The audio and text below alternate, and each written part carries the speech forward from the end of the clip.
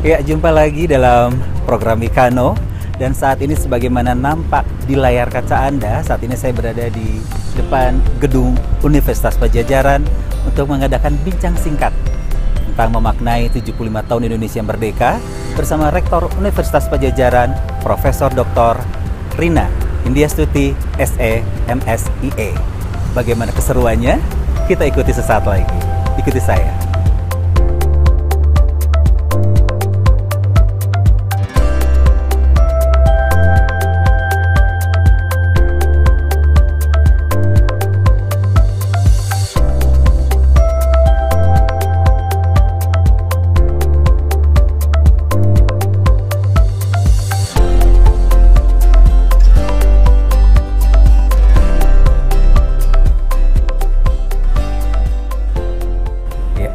Assalamualaikum Ibu. Waalaikumsalam. Selamat siang, hatur nuhun. Amin. Ya, kami sudah diterima di kantor Ibu langsung. Ya, saat ini pemirsa kita berada di ruangan Rektor Universitas Padjadjaran dan kita bertemu langsung untuk berbincang hangat sebentar bersama Profesor Dr. Rina Indiastuti, SE, MSIE. Ya, terima kasih Ibu. Sekali lagi sudah. Terima kasih. Ya, sudah datang. Terima kasih. Sehat Ibu. Ya. Alhamdulillah. Kami dalam rangka memperingati sesaat lagi mungkin Ibu ya, kita akan memperingati Indonesia yang ke-75 tahun. Dan kalau boleh kami ingin bertanya, salah satunya mungkin Ibu, bagaimana Ibu sebagai wanita dan sekaligus sebagai Sri Kandi Indonesia di bidang pendidikan memaknai tentang kemerdekaan? Iya, jadi kemerdekaan Indonesia nanti hari ulang tahunnya 75 tahun ya. Kalau di bidang pendidikan tinggi, kebetulan karena kami di pendidikan tinggi sudah mengusung konsep dengan kata-kata merdeka. Merdeka belajar, kampus merdeka, merdeka bergerak. Jadi relevan ya peringatan hari ulang tahun kemerdekaan ini bagi insan pendidikan tinggi pas barangkali ya.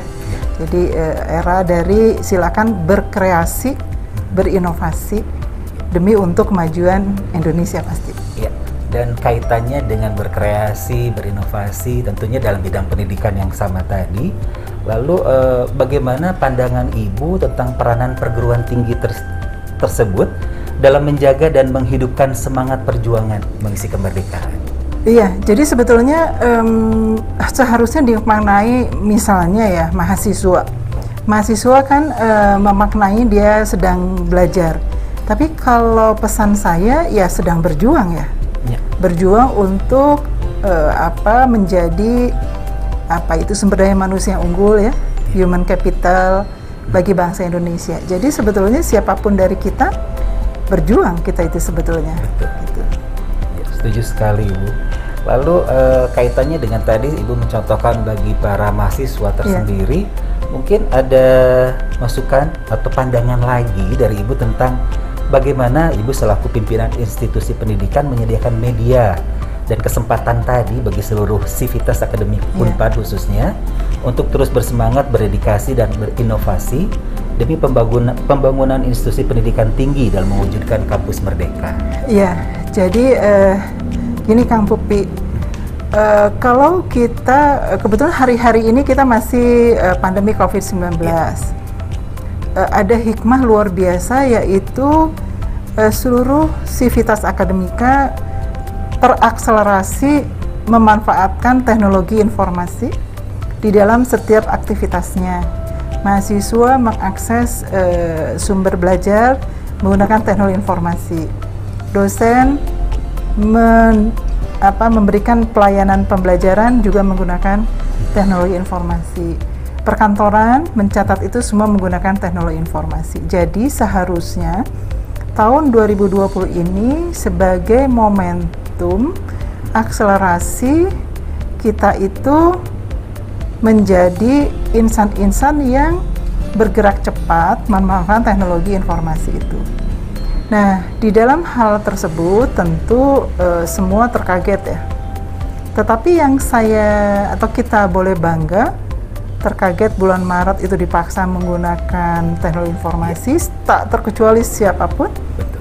bulan Maret, April mungkin banyak yang ngomel-ngomel, tapi hari-hari ini hampir sebagian besar menjadi terbiasa. Dan sudah menjadi bagian dari gaya Sudah hidup. menjadi bagian dari gaya hidup. Nah, tinggal sekarang masalahnya begini, bagaimana kita menggunakan teknologi informasi ini sebagai alat, bukan sebagai satu-satunya. Tetap kita harus mengolah kekuatan talar dan fikir ya, itu yang paling penting saya rasa. Jadi bagaimana kalau kita khususnya ini pesan untuk mahasiswa yang kategorinya generasi milenial, nggak kayak kita ya. Kalau kita milenialnya migran katanya. Iya. Jadi para mahasiswa yang generasi milenial itu yang sangat akrab dengan teknologi informasi, mengakses sumber belajar dari manapun, bisa dari dalam kampus Unpad dan dari luar dengan teknologi informasi. Tapi yang paling penting menurut saya adalah tetap mereka mengolah akal fikir, olah talar, kemudian juga rasa apa itu namanya cinta tanah air. Ini apalagi hari kemerdekaan ya. Sehingga apapun yang mereka lakukan itu seharusnya bermanfaat bukan bagi dia, tapi bagi keluarganya dan khususnya bagi kemajuan bangsa Indonesia. Rasanya itu. Jadi momentum tahun ini rasanya menurut saya ada tantangan bagian menggabungkan teknologi informasi dan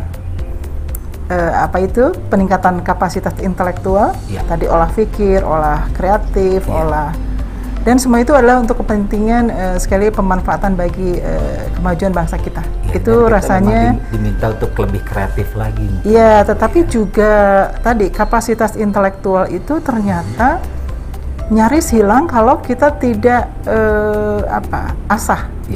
Misalnya empati terhadap masalah sekitar, membantu orang lain, kemudian menghindari atau memilah-milah tidak memilah mana yang hoax dan mana yang bukan, atau memanfaatkan informasi untuk kemajuan dia sendiri. Karena memang sebagaimana kita ketahui ya, namanya informasi dan teknologi seperti sebilah mata pisau. Iya, betul. Tergantung bagaimana kita memfilter dengan logika dan tentu saja dengan pemahaman dari segi pendidikan yang telah kita miliki ya Bu ya. Baik, mungkin pertanyaan terakhir nih Bu, karena Ibu sudah menyinggung tadi untuk para milenial kita, khususnya mungkin Bu yang baru saja menyelesaikan pendidikan dan kini tengah menapaki dunia kerja dan dunia profesi.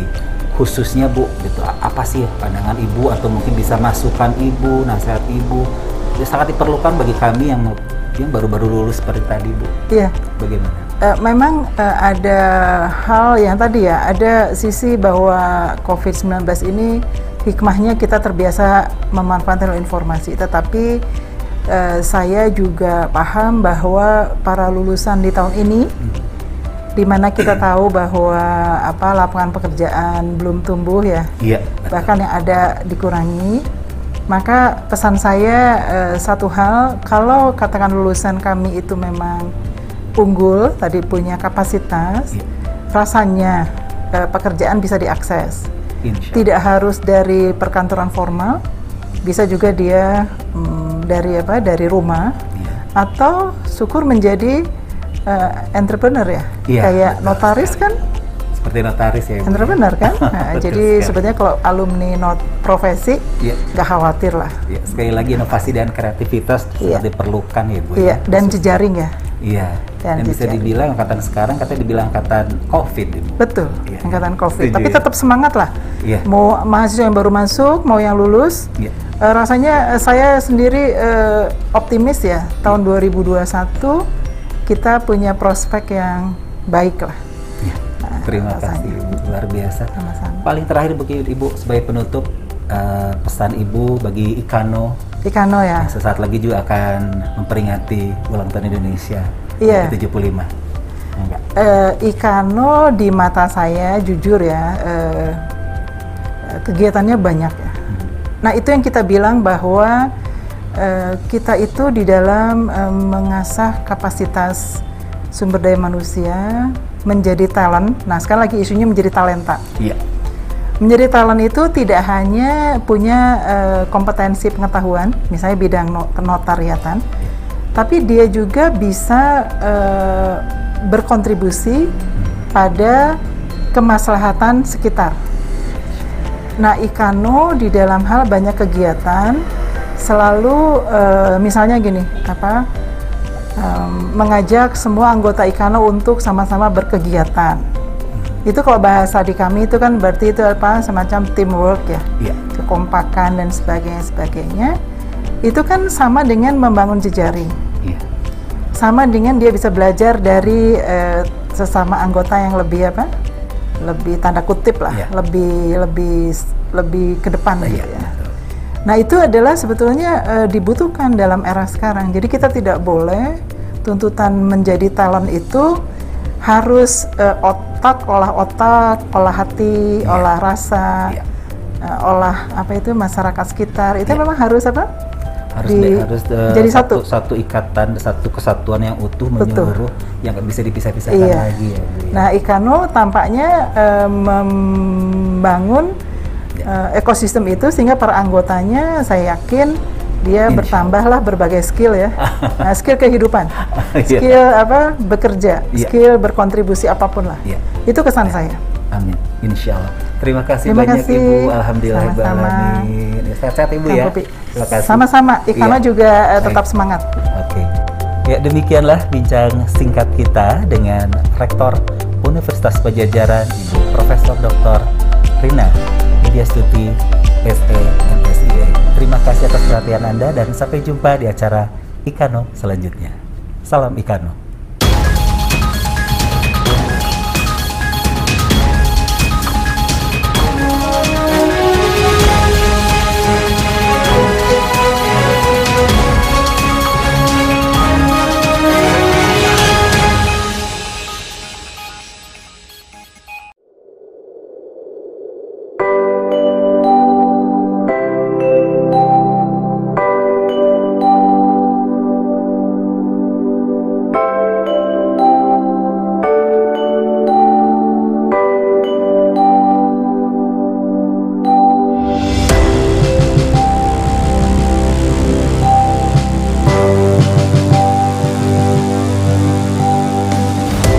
Kami, Ketua Bidang Seni Budaya IKANO Unpad, Ketua Bidang Seni Kreativitas IKANO Unpad, mengucapkan Dirgahayu HUT RI yang ke-75. Jayalah Indonesia. Selamat menyaksikan persembahan dari bidang seni budaya dan seni kreativitas.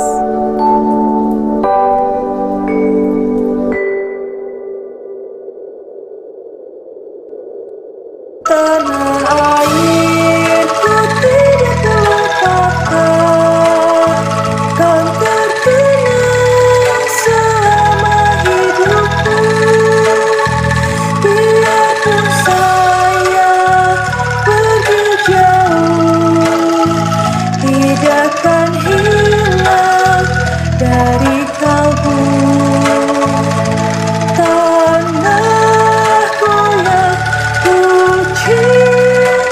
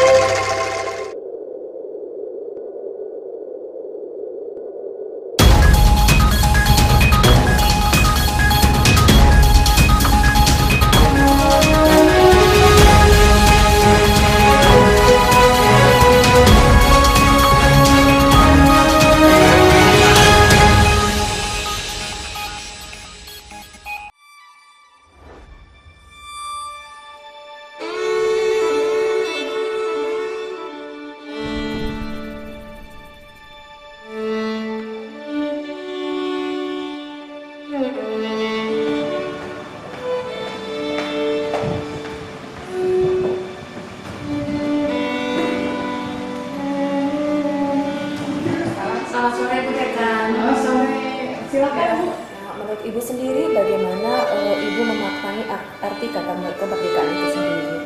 Ya pertama mungkin kalau kita maknai arti kemerdekaan dulu dengan sekarang, mungkin konteks sekarang tuh lebih luas.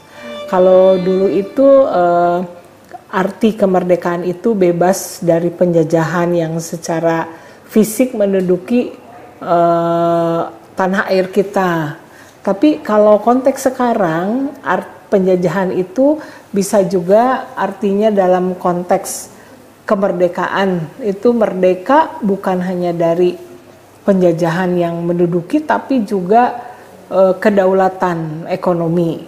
Itu juga merupakan satu bahwa kita merdeka dari penjajahan ekonomi. Karena sekarang itu tidak ada lagi pendudukan fisik ya.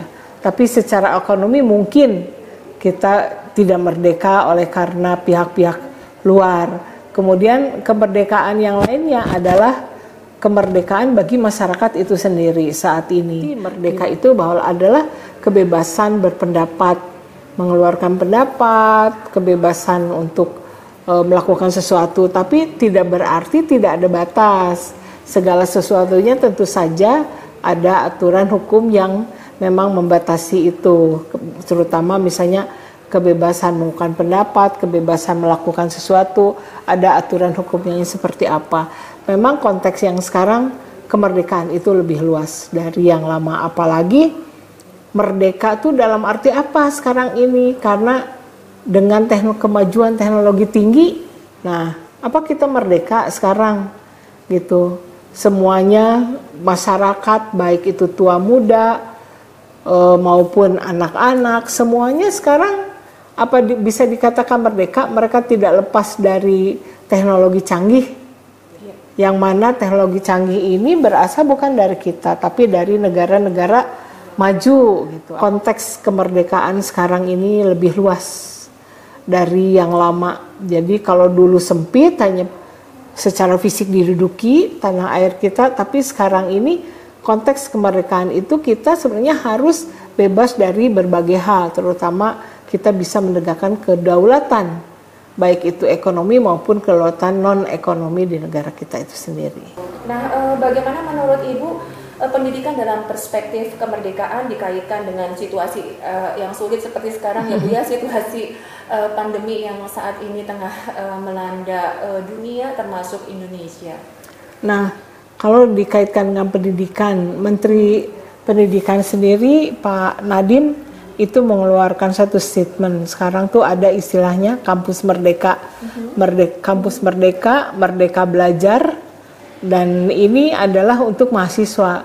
Memang pada masa COVID ini sebenarnya penerapannya agak sulit ya, karena yang dimaknai dengan kampus merdeka artinya di dalam dunia pendidikan khususnya adalah perguruan tinggi. Jadi mahasiswa itu dibolehkan setelah semester kelima mereka boleh memilih baik itu mata kuliah dari fakultas dari universitas yang sama, atau mereka bisa juga melakukan magang atau praktek di tempat lain. Karena saya adalah dari Fakultas Hukum, mereka bisa di kantor pengacara, bisa di pengadilan, bisa di departemen dan di mana-mana. Nah, kemerdekaan bagi dunia pendidikan adalah merdeka cara belajar mereka, cara mengeluarkan pendapat mereka, juga merdeka berpikir. Ada istilah bahwa there's no jail for thought. Artinya tidak ada penjara bagi pikir-pikiran. Walaupun dia nggak boleh, dia masih tetap dimanapun juga dia merdeka untuk mengeluarkan satu pendapat. Tentu saja pendapat itu ya hal-hal yang positif tentunya itu kali. Apa pesan yang ingin Ibu sampaikan bagi generasi milenial dalam momen peringatan kemerdekaan Republik Indonesia ini, Ibu? Saya kira pesan saya bagi generasi milenial yang mayoriti adalah tergantung pada gazet ya. Jangan melupakan sejarah. Karena apa yang terjadi sekarang itu karena masa lalu. Dan masa sekarang ini adalah masa ke depan. Karena sekarang ini nanti akan jadi sejarah bagi masa yang akan datang. Bagi generasi milenial, satu hal mereka tidak boleh melupakan sejarah. Seperti apa Indonesia, perjuangan pahlawan-pahlawan dulu memerdekakan Indonesia, merebut dari pemerintahan Belanda, Jepang, begitu gigihnya. Perjuangan mereka begitu gigih, mandiri. Nah, anak-anak sekarang tuh harus menjadikan tokoh-tokoh mereka itu sebagai satu panutan, contoh untuk mereka hidup di era milenial sekarang. Jadi tidak enak-enakan gitu, tapi mereka juga harus bisa mandiri, berjuang untuk masa depan. Karena siapa lagi nanti yang akan memimpin Indonesia, menjadi pimpinan bangsa, itu ya sekarang generasi milenial ini. Walaupun mereka sekarang tergantung pada gadget, tapi cobalah untuk bisa sejarah dan juga harus menatap ke depan untuk menjadi Indonesia lebih baik dari yang sekarang.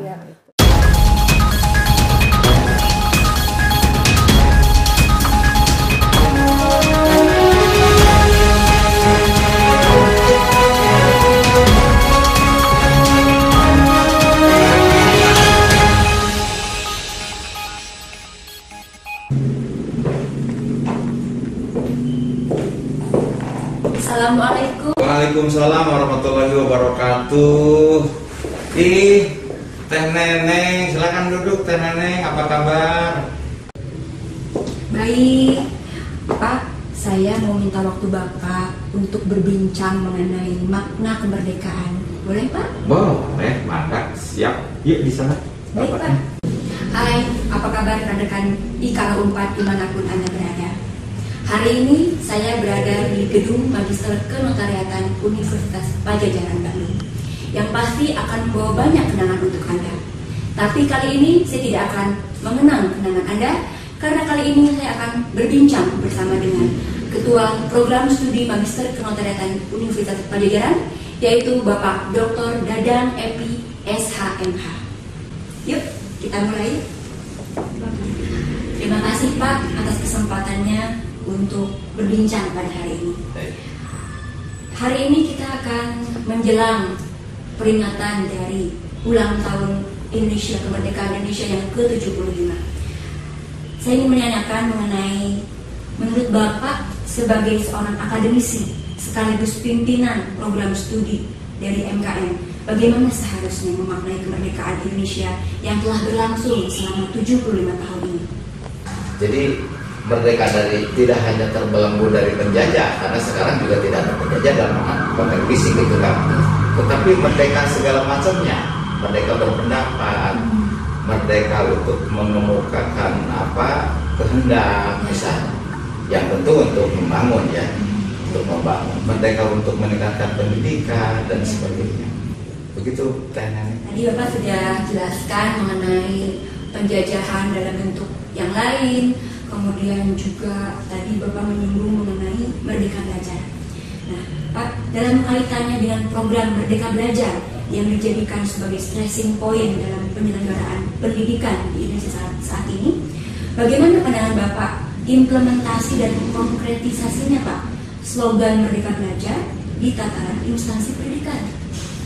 Itu mahasiswa, misalnya di MKN ini, mahasiswa juga diberikan kebebasan merdeka belajar dalam konteks boleh mereka mengambil SKS dalam satu perguruan tinggi yang sama, tetapi prodinya berbeda, gitu ya, boleh seperti itu.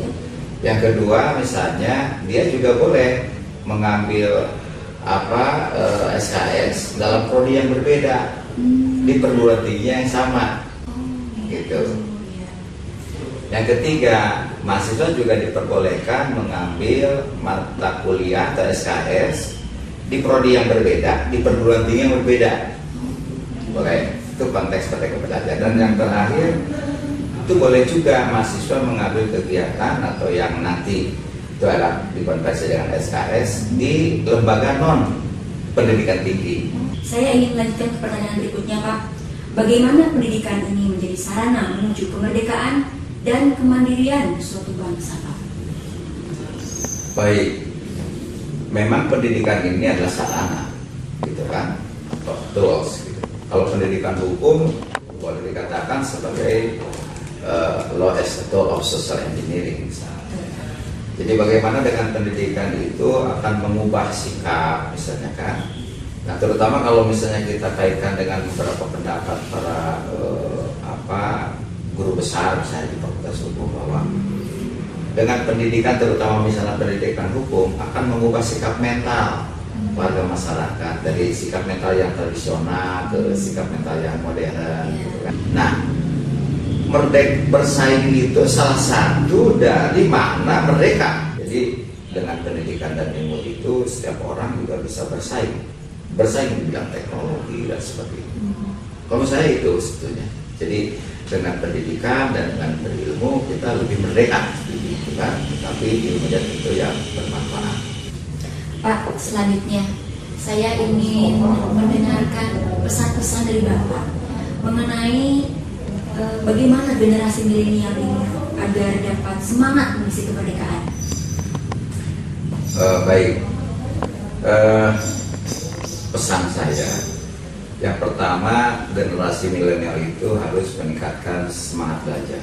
Yang pertama, semangat belajar itu tidak boleh berhenti gitu. Yang kedua, tekun gitu kan di bidang tertentu. Ketiga, dia bisa bersaing dengan bangsa-bangsa lain di dunia gitu. Yang keempat, sustainability terus menerus gitu ya, belajar itu tidak ada hentinya. Rumus saya itu, terima kasih. Luar biasa Pak pesan yang disampaikan oleh Bapak. Semoga generasi milenial yang ada saat ini mau dan terus belajar untuk menambah keilmuan dan juga bisa bersaing dengan yang lainnya Pak. Amin. Amin. Demikian bincang-bincang kita dengan Bapak Dr. Dadang Epi SHMH. Dan satu hal yang harus tetap dipertahankan oleh rekan-rekan Ikano Unpad semua, bahwa kita harus terus belajar dan harus sustainable, begitu menurut Bapak Dadang Epi. Jadi untuk itu tetap rekan-rekan belajar dimanapun itu Anda berada. Terima kasih dan sampai jumpa pada bincang-bincang selanjutnya.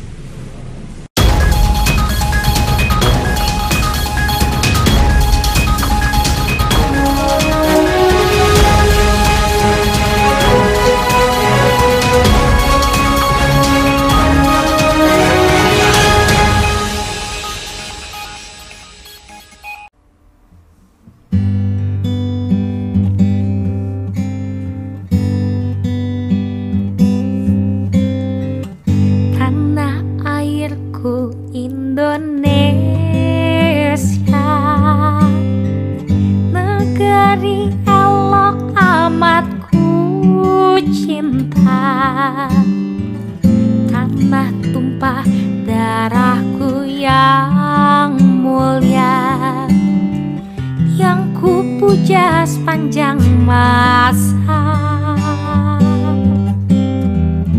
tanah airku aman dan makmur, pulau kelapa dan amat subur,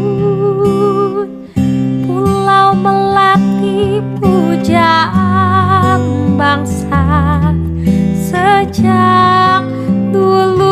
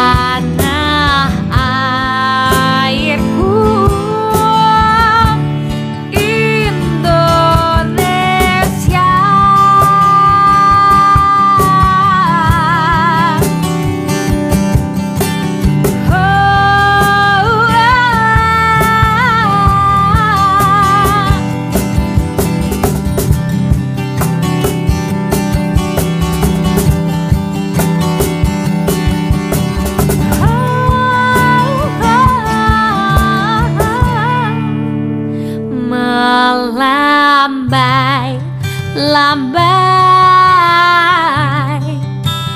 nyiur di pantai berbisik